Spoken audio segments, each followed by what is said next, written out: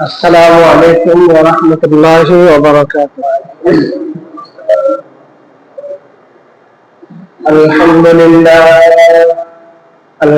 لله نحمده ونستعينه ونستغفره ونؤمن به ونتوكل عليه ونعوذ بالله من شرور أنفسنا ومن سيئات أعمالنا. من يهده الله فلا مضل له ومن يضلله فلا هادي له. ونشهد أن لا إله إلا الله وحده لا شريك له. ونشهد أن سيدنا ومولانا محمدا عبده ورسوله أرسله الله تعالى بالحق بشيرا ونذيرا وداعيا إلى الله بإذنه وسراجا وقمرا منيرا. أما بعد فقد قال الله تبارك وتعالى في كلامه المجيد وفي فرقانه الحميد. أعوذ بالله من الشيطان الرجيم. بسم الله الرحمن الرحيم. إن الله وملائكته يصلون على النبي يا أيها الذين آمنوا صلوا عليه وسلموا تسليما. صدق الله مولانا العظيم. وقال رسول الله صلى الله عليه وسلم في حديث المبارك إن أولى الناس يوم القيامة أكثرهم علي صلاة أو كما قال عليه الصلاة والسلام. وقال الله سبحانه وتعالى في شان حبيبه آمرا ومخبرا للمؤمنين والمؤمنات إلى يوم القيامة إن الله وملائكته يصلون على النبي يا أيها الذين آمنوا صلوا عليه وسلموا تسليما. সকলে মুহাম্মদের সাথে দরুদ ইব্রাহিম পাঠ করি। আল্লাহুম্মা সাল্লি আলা মুহাম্মাদ ওয়া আলা আলি মুহাম্মাদ কামা সাল্লাইতা আলা ইব্রাহিম ওয়া আলা আলি ইব্রাহিম إنك حميد مجيد.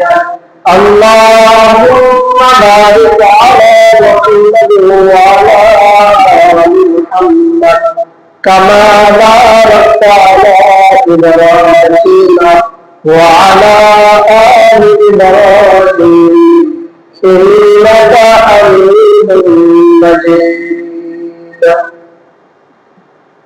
আলহামদুলিল্লাহ, সমস্ত প্রশংসা সে আল্লাহ জল্লা শানহু আম্মা নওয়ালহুর পবিত্র শাহী দরবারে। যে মহান মালিক, যে মহান রব আপনাকে আমাকে সুস্থতার নিয়ামত দিয়ে সকল কাজ থেকে ফারুক করে আল্লাহ তাআলার মহান হুকুম সালাতুল জুমা আদায় করার জন্য পৃথিবীর সর্বোৎকৃষ্ট জায়গা জুমার মসজিদে আসার, বসার, কোরআন ও সুন্নাহর আলোকে কিছু কথা বলার এবং শোনার তৌফিক দিয়েছেন, তাই কালিমাত শুকর আদায় করি আলহামদুলিল্লাহ। মুহতারাম মুসলিয়ান, আজকে এমন একটা আমল সম্পর্কে আমরা আলোচনা করব যে আমল সম্পর্কে কোরআন এবং হাদিস একথাই প্রমাণ বহন করে যে এই আমল করতে দেরি তার ফলাফল পেতে দেরি হবে না। সুবহানাল্লাহ বলি, সবাই বলি সুবহানাল্লাহ। এমন এক আমল যে আমল করার সাথে সাথে আপনার আমার যে করুক, নারী পুরুষ শিশু যেই করুক না কেন আমল, কোরআন হাদিস এটাই সাক্ষ্য দেয় যে এই আমল করার সাথে সাথে বান্দার 10টা গুনাহ মাফ করে দিলেন আল্লাহ সুবহানাহু। 2 নম্বরে বান্দা এই আমল করার সাথে সাথে তাকে 10টা নেকি দেওয়া হবে।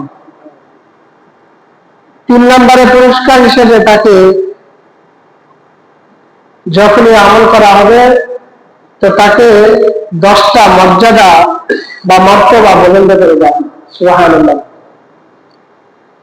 এই আমল গুলি মিস হতে পারে, আপনার নামাজ কবুল হতে পারে নাও হতে পারে, রোজা সেটা কবুল হতেও পারে না হতে পারে, অন্যান্য দান সাদাকা এটা কবুল হতেও পারে না হতে পারে, কিন্তু আজকে যে বিষয়টা বলবো, যে আমলের কথা বলবো, এই আমল শুধু কোরআন হাদিস নয়, যুগ যুগ ধরে সকল মানুষ এই কথার সাক্ষ্য গ্রহণ করে আসছে। এভাবে কোরআনুল কারীমে আসছে, হাদিসে আসছে, আল্লাহ রাসূল সাল্লাল্লাহু আলাইহি ওয়াসাল্লাম যিনি আশরাফুল মাখলুকাত, সৃষ্টির সেরা জীবের ভিতরে তার ঊর্ধ্বে। এমনিতে আমরা হচ্ছে আল্লাহর যত সৃষ্টি আছে সেই সৃষ্টির ভিতরে আমরা মানব জাতি হচ্ছে সবার ঊর্ধ্বে। সেই মানব জাতির ঊর্ধ্বে হচ্ছেন আমাদের নবী সাল্লাল্লাহু আলাইহি ওয়াসাল্লাম। তো এই নবী সম্পর্কে বলা হয়েছে যে তার কোন উম্মত যদি তার উপরে মনের গভীর থেকে হোক কিংবা শুধু ভক্তিতে হোক, স্বেচ্ছায় হোক আর অনিচ্ছায় হোক, বান্দার মুখ থেকে যদি তার নবী সম্পর্কে একবার দুরূদ বের হয় তো সাথে সাথে তার জন্য 10টা রহমতের ব্যবস্থা হবে। সুবহানাল্লাহ। আপনি দেখেন নামাজ পড়েন, নামাজে কত শর্ত, আপনার কি করতে, ওযু ঠিক হওয়া লাগবে, পোশাক ঠিক হওয়া লাগবে, যে মসজিদে নামাজ পড়বেন সেই মসজিদ স্ট্রাকচার যেন হারাম থাকায় না হয়, কত শর্ত, ওযু করা লাগবে, গোসল ফরজ হয়ে থাকলে সে গোসল করা লাগবে, কত শর্ত ছাড়াই। এরপরে আপনি নামাজে দাঁড়ানোর পরে শয়তান আপনাকে ধোঁকা দেওয়ার কারণে, নামাজে ইখলাসের কমতি থাকার কারণে সেই নামাজ কবুল নাও হতে পারে। কিন্তু দুরূদ পড়ার সাথে সাথে হাদিসে আসছে যে ব্যক্তি দুরূদ পড়বেন তো দুরূদ পড়ার সাথে সাথে ওই ব্যক্তির নাম, ওই ব্যক্তির বাবার নাম এবং ওই ব্যক্তির চেহারা সহ আল্লাহ রাসূলের দরবারের সাথে সাথে পৌঁছে দেয়। সুবহানাল্লাহ। কত বড় ফজিলতপূর্ণ আমল। পেরেশানিতে থাকেন, অসুস্থতায় থাকেন, যে কোনো সমস্যায় থাকেন, বেশির চেয়ে বেশি সময় নিয়ে আপনি দুরূদের আমল করেন, দেখবেন আল্লাহ তাআলা আপনাকে বিপদে থাকলে সেই বিপদ থেকে উদ্ধার হওয়ার কোনো না কোনো রাস্তা আল্লাহ আপনার সামনে উপস্থিত করবেন ইনশাআল্লাহ। আপনি অসুস্থতায় কাতর, তো সেই অসুস্থতা এতটাই বৃদ্ধি পেয়েছে যে আপনি সুস্থ হওয়ার কোনো আলামত নাই, তো সেই জায়গায় আপনি কি করেন, আল্লাহর উপর ভরসা রেখে তার নবীর উপর ইখলাসের সাথে দুরূদ পড়তে থাকেন, দেখবেন আল্লাহ তাআলা আপনাকে ধীরে ধীরে সুস্থ করে দেবেন। শুধু তাই না, সবচাইতে ব্যাপার হচ্ছে যে এই ব্যাপারটা হাদিসে যে বান্দা যখন দুরূদ পড়বেন তখন সাথে সাথে তার নাম, তার বাবার নাম, তার চেহারা সহ নবীজির দরবারে উপস্থিত করা হয়। একবার চিন্তা করেন তো, দুনিয়ার কোনো বাদশার সামনে যদি আপনার নাম, আপনার বাবার নাম, তারপরে আপনার যে তার ব্যাপারে যে প্রশংসা, সেই প্রশংসা সহ যদি কোনো বাদশার সামনে করা হয়, যে বাইরে এলাকায় খুবই দরিদ্র পরিবারের একজন লোক, সে প্রতিদিন আপনার ব্যাপারে কি করে প্রশংসার বাক্য উচ্চারণ করেন, দুনিয়ার কোনো প্রেসিডেন্ট বা ক্ষমতাধর ব্যক্তি সম্পর্কে যদি তার কাছে এরকম খবর পাঠানো হয় একবার, দুইবার, তিনবার, একটা সময় সেই বাদশা তাকে ডাকবে যে কেন এত প্রশংসা করে, ডাকো তাকে, তার সাথে আমি কথা বলি। তো এক সময় তাকে তার নৈকট্য দেয়, তাকে কাছে টেনে নেয়। ঠিক তদ্রুপ ভাবে দুনিয়ার বাদশার কাছে যদি তার প্রশংসা করার কারণে দুনিয়ার বাদশা আপনাকে আমাকে ডাকতে পারে, তার নৈকট্য আমাকে আপনাকে দিতে পারে, ঠিক দু জাহানের বাদশা সমস্ত মাখলুকের শ্রেষ্ঠ যিনি, যাকে না বানালে আসমান জমিন কিছুই সৃষ্টি হতো না, সেই ব্যক্তির সামনে যখন আপনার আমার প্রশংসা এবং আপনার আমার নাম এবং বাবার নাম যখন পৌঁছানো হবে, তখন একবার দুইবার তিনবার আস্তে আস্তে পড়তে পড়তে যখন অতিমাত্রা হয়ে যাবে, তখন স্বয়ং একদিন দেখবেন আল্লাহ রসুল নিজে আপনাকে স্বপ্ন দেবে দর্শন দিয়ে ফেলছে। সুবহানাল্লাহ। আর যে ব্যক্তি আল্লাহ রসুলের দর্শন দুনিয়াতে পাবে, যে ব্যক্তি আল্লাহ রসুলের দেখা দুনিয়াতে স্বপ্ন যদি হোক বা যে কোনো মাধ্যমে আল্লাহ রসুলের দেখা যদি একবার পেয়ে যায়, তার জন্য জাহান্নাম হারাম হবে। সুবহানাল্লাহ। এজন্য যে কোনো অবস্থায় থাকুন না কেন, বেশি চেয়ে বেশি সময় দুরূদ শরীফ পড়ুন। একটা হাদিসে বললাম যে এক সাহাবী এসে আল্লাহ রসুলের কাছে খুব দুঃখ প্রকাশ করছেন যে আল্লাহ রসুল, যখন আমি নবী দরবারে আসি তো নিজেকে ইমানদার মনে হয়, আর যখনই আপনার থেকে দূরে সরে যায় তখনই দুনিয়ার ফিকির অন্তরে ঢুকে, বিবির ফিকির অন্তরে ঢুকে, ব্যবসার ফিকির অন্তরে ঢুকে, দুনিয়ার যত ঝোঁক ঝামেলা সবকিছু মাথায় এবং দিলে প্রবেশ করে এবং নিজেকে মনে হয় যেন নিজে মুনাফিক হয়ে যায়। তো আপনার সামান্য সৌগত থেকে দূরে সরলে এরকম অবস্থা যদি তৈরি হয়, তো কাল কিয়ামতের দিবসে যখন সমস্ত হিসাব নিকাশ হয়ে যাবে, হয়ে যাওয়ার পরে যখন আপনি আপনার জান্নাতে চলে যাবেন, আমরা আমাদের আমল অনুযায়ী যদি জান্নাত পাই, সেই জান্নাতে চলে যাই। তবে আল্লাহ রসুল, দুনিয়াতে সামান্য সময় আপনার সুরমত ছাড়া নিজেকে মুনাফিক মনে হয়, আর সেই জান্নাতে, বিশাল বড় জান্নাতে আপনাকে ছাড়া কিভাবে থাকবে? সুবহানাল্লাহ। এইভাবে ভালোবাসা তারা প্রকাশ করলেন। তো আল্লাহ রসুল সাল্লাল্লাহু আলাইহি ওয়াসাল্লাম বলেন যে দেখো, এত পেরেশানি হওয়ার কিছু নাই, এত হতাশাগ্রস্ত হওয়ার কিছু নেই। যে উম্মত দুনিয়াতে থাকা অবস্থায় যত বেশি দূরত্ব করবে, সেই উম্মত কিয়ামতের দিন এবং কিয়ামতের পরেও যে জান্নাত জাহান্নামের ফয়সালা হবে, সেই জান্নাতের ফয়সালার ক্ষেত্রে সেই উম্মত আমি নবী মুহাম্মদের জান্নাতের খুব নিকটবর্তী থাকবে। সুবহানাল্লাহ। বুঝে আসছে? কত ফজিলত, কত ফজিলত! কত সময় আমরা নষ্ট করে ফেলি চা স্টলে, কত সময় নষ্ট করে ফেলি আমরা বিড়ি সিগারেটের পিছনে, কত সময় নষ্ট করে ফেলি আমরা চা স্টলের পিছনে, কেরামের পিছনে। অথচ এত ঘোষণা, আজকে রাষ্ট্রপক্ষ যদি ঘোষণা দেয় যে কেউ যদি কি করে সারা রাত্রে সজাগ থেকে কালকে কি করে সিন্ধুর উপজেলার সামনে সবার আগে আসতে পারে, তাকে বিভিন্ন পুরস্কার দেওয়া হবে, তখন কি করবেন? খাওয়া নাওয়া গোসল স্ত্রী পরিবার পরিবার সবচেয়ে আগে সিরিয়াল দিবেন। দেখেন না, সামান্য পৃথিবীর পণ্য দেয়, মাইক দিয়ে ঘোষণা দিতে দেরি, হুজুর কি জানি পেয়েছেন পণ্য দিব না, আরে বাবার দেয় কে কার আগে দেবে? সামান্য পৃথিবীর পণ্য, তাও অনেক সময় 2 নম্বরের পণ্য থাকে ওখানে। সেই সামান্য পণ্যের জন্য মানুষ অ্যানাউন্সমেন্ট হওয়ার সাথে সাথে ঝাঁপাইয়া পড়ে। আর যেখানে আল্লাহ নিজে বলেছেন যে ইন্নাল্লাহা ওয়া মালাইকাতাহু ইউসাল্লুনা আলান নবী, আল্লাহ নিজেই স্বয়ং তার নবীর উপর দুরূদ পড়েন, ফেরেশতারা দুরূদ পড়েন। রাসূল বলেন যে আমার উপর দুরূদ পড়ল, সেই ব্যক্তি কিয়ামতের দিন জান্নাতে আমার খুব নিকটবর্তী হবে। যে ব্যক্তি দুরূদ পড়ে, সেই ব্যক্তির চেহারা, তার নাম, তার বাবার নাম আমার রওজায় পৌঁছে দেওয়া হয়।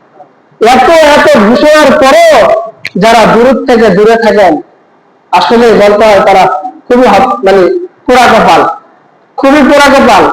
এজন্য জীবনে অন্যান্য জিকির আজকারের সাথে সাথে আমি তো ধারাবাহিক ভাবে জিকিরের আলোচনা করতেছি, মাসরুম দোয়ার আলোচনাগুলো করতেছি। তো আপনার হাতে অন্যান্য জিকির গুলো যে করবেন, সেই জিকির গুলোর সাথে সাথে সকাল সন্ধ্যা আপনি নিয়ম করবেন যে সকাল সন্ধ্যা অন্তত পক্ষে 100 বার করে দিনে 200 বার দরুদ করবেন ইনশাআল্লাহ। বেশি বড় দরুদ করার দরকার নেই, আপনি ছোট দরুদ করেন। সবচেয়ে ছোট দরুদ কি? সাল্লাল্লাহু আলা নবিয়িল উম্মি। আরো ছোট দরুদ হলো আল্লাহুম্মা সাল্লি আলা মুহাম্মাদ। 3 শব্দ, আল্লাহুম্মা সাল্লি আলা মুহাম্মাদ, আল্লাহুম্মা সাল্লি আলা মুহাম্মাদ, আল্লাহুম্মা সাল্লি আলা মুহাম্মদ, আল্লাহুম্মা সাল্লি আলা মুহাম্মদ, আল্লাহুম্মা সাল্লি আলা মুহাম্মদ। এই ছোট্ট দরুদ শরীফ, এটাও কি পড়ার ভাগ্য হবে না? এটাও কি পড়ার ভাগ্য হবে না? এটাও কি পড়ার একটু সুযোগ হবে না? এজন্য পায়ে ধরি, সবাইকে মূল্যায়ন করেন, সবাইকে মূল্যায়ন করেন। খুব দ্রুতই আমরা কবরের দিকে এগোচ্ছি, খুব দ্রুত পৃথিবীটা শেষ লগনে পৌঁছে যাচ্ছে। সুতরাং এখন যদি আপনি সজাগ না হন, এখন যদি নিজেকে নিয়ে একটু ফিকির করবার সময় না হয়, তাহলে কখন করবেন? কখন সেই সুযোগ আসবে যখন আপনি নিজেকে নিয়ে একটু ভাববেন, নিজেকে নিয়ে একটু ফিকির করবেন, নিজের আখিরাতকে নিয়ে একটু ফিকির করবেন। আর কবরে যখন যাবেন, কবরে তো একটা প্রশ্ন হবে যে আমার নাবিয়ুকা, হবে না? কবরের 3টা প্রশ্নের ভিতরে একটা প্রশ্ন তো আমার নাবিয়ুকা। আরেকটা এরকমও পাওয়া যায় যে আল্লাহ রসুলের অভয়ব কিংবা আল্লাহ রসুলের ছবি আকৃতির এরকম একটা কিছু দেখে বা সরাসরি আল্লাহ রসুলের আকৃতিকে উপস্থিত করে জিজ্ঞাসা করা হবে যে এই ব্যক্তি মানহাবের রসুল, এই ব্যক্তিটাকে। বুঝে আসছে? তো দুনিয়াতে যদি আপনি আমি তার প্রশংসা না করি, দুনিয়াতে যদি তার দেওয়ার যে সুন্নাহ বিধানগুলো আছে সেই সুন্নাহ মোতাবেক যদি আমি না চলে থাকি, তাহলে তো তাকে আমি চিনব না। তখন তো আমি বলতে পারবো না যে তিনি আমার নবী, তিনি আমার নবী একথা বলার যদিও সাহস হয়, কিন্তু আল্লাহ তাআলা তখন তীব্র ভাবে আপনার মুখ বন্ধ করে দেবেন, পারবেন না, চিনবেন না, এমন অবস্থা তৈরি হবে। এজন্য সেই মানুষটাকে কবরের কাজে লাগবে। তারপর হচ্ছে আপনার যখন আপনার মিজান পুলসিরাত কায়েম হবে, হাসরের ময়দান কায়েম হবে, সেখানেও কাজে লাগবে।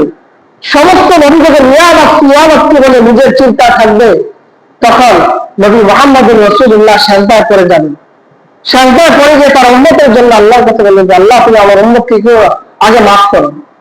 তো কোন উম্মতের জন্য?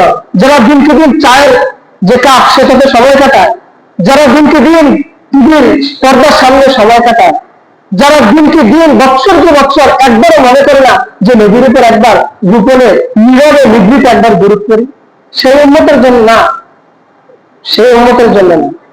যারা প্রকৃত উম্মত তাদের জন্য আল্লাহ রাসূল সুপারিশ করবে। এরপরে শুধু তাই না, আপনি আমি যে জান্নাতে যাব, জান্নাতে যাওয়ার জন্য বিশাল একটা রাস্তা, 50,000 বছরের একটা রাস্তা, পুলসিরাত। সেই পুলসিরাতকে পার হতে হলে আপনার এর আগে আপনাকে হাউজে কাউসারের পানি পান করতে হবে। তো সেই হাউজে কাউসারের পানি পান করা ছাড়া কোন মুমিন জান্নাতে প্রবেশ করতে পারে না। তো সেই হাউজে কাউসারের পানি কে পান করাবেন? নবীজি। নবীজির কাছে সেই দায়িত্ব থাকবে। তা যে উম্মত নবীজিকে স্মরণ করে না, যে উম্মত নবীজির সুন্নাহ মোতাবেক জীবনযাপন করেন নাই, যে উম্মত নবীজিকে মানতে হবে সেটা কখনো চিন্তাই করে নাই, এমন উম্মত যখন নবীজির সামনে যে আল্লাহ নবী আমার গলা শুকিয়ে যাচ্ছে, চুলের চেয়ে চিকন, হীরার চেয়ে ধার, 50,000 বছরের রাস্তা আমাকে পাড়ি দিতে হবে মুহূর্তের ভিতরে, না হলে আমাকে নিশ্চিত জাহান্নামের অতল গহ্বরে নিমজ্জিত হতে হবে। তো সেই আশা আক্ষেপ নিয়ে আল্লাহ রসুলের দরবারে উপস্থিত হবে, তবে আল্লাহ রসুল আমাকে একটুখানি পানি দেওয়া যায় কিনা, তবে আল্লাহ রসুল আমাকে একটু হাউজে কাউসারের পানি দেওয়া যায় কিনা। আল্লাহ রসুল তখন এই বান্দাকে দেখে চিনে ফেলবে, এই উম্মতকে দেখে চিনে ফেলবে, তখন বলবে সুহকান সুহকান মিনাল গায়য়ি বাদি, আমি আমার থেকে দূরে সরো, আমার থেকে দূরে সরো। আমি দুনিয়া থেকে আসার পরে আমার সুন্নাহকে তোমরা নিক্ষেপ করেছো, আমার দুরূদকে তোমরা নিক্ষেপ করেছো, আমাকে আমার সিরাত আমার সুরাত সমস্ত কিছুকে তোমরা নিক্ষেপ করে আজকে আসছো পানি নেবার জন্য, ভাগো এখান থেকে। এরকম করে আল্লাহ রসুল খুব ভাবে কাটিয়ে করে বান্দাকে এখান থেকে দূরে সরিয়ে দেবে, উম্মতকে এখান থেকে তাড়িয়ে দেবে। এজন্য মুসলমান যদি রসুলের হাতে মরার সময় রসুলকে কাজে লাগাতে চান, কবরে রসুলকে কাজে লাগাতে চান, হাসরে রসুলকে কাজে লাগাতে চান, পুলসিরাতের আগে হাউজে কাউসারে রসুলকে কাজে লাগাতে চান, জান্নাতে নবীজির জান্নাতের পাশে থাকতে চান, তাহলে আজকে থেকেই শুরু করুন, আজকে থেকেই শুরু করুন। প্রত্যেকটা ওয়াক্তে না পারে অন্তত পক্ষে সারা দিনে 200 বার আল্লাহুম্মা সাল্লি আলা মুহাম্মদ, আল্লাহুম্মা সাল্লি আলা মুহাম্মদ সাল্লাল্লাহু আলাইহি নবিয়্যিল উম্মি সাল্লাল্লাহু আলাইহি ওয়াসাল্লাম, যেটা আপনার কাছে সহজ হয় সেই দুরূদটা আপনি হিসাব করে 200 বার আদায় করে, আর যে কত বেশি করবে সে আল্লাহ রসুলের কত কাছে থাকবে। আল্লাহ সুবহানাহু ওয়া তাআলা আমাদের সবাইকে রবিউল আউয়াল মাসের এই জুমার এই আলোচনাগুলোকে হৃদয়ে ধারণ করে আল্লাহ রসুলের প্রতি আশিক হয়ে বেশির চেয়ে বেশি সময় নিয়ে আমরা যেন দুরূদের ভিতরে আমাদের জীবনটা কাটাতে পারি, আল্লাহ আমাদের সেই তৌফিক দান করেন। আমিন। ওয়া আখিরু দাওয়ানা আলহামদুলিল্লাহি রাব্বিল আলামিন। আসসালামু আলাইকুম ওয়া রাহমাতুল্লাহি ওয়া বারাকাতুহু।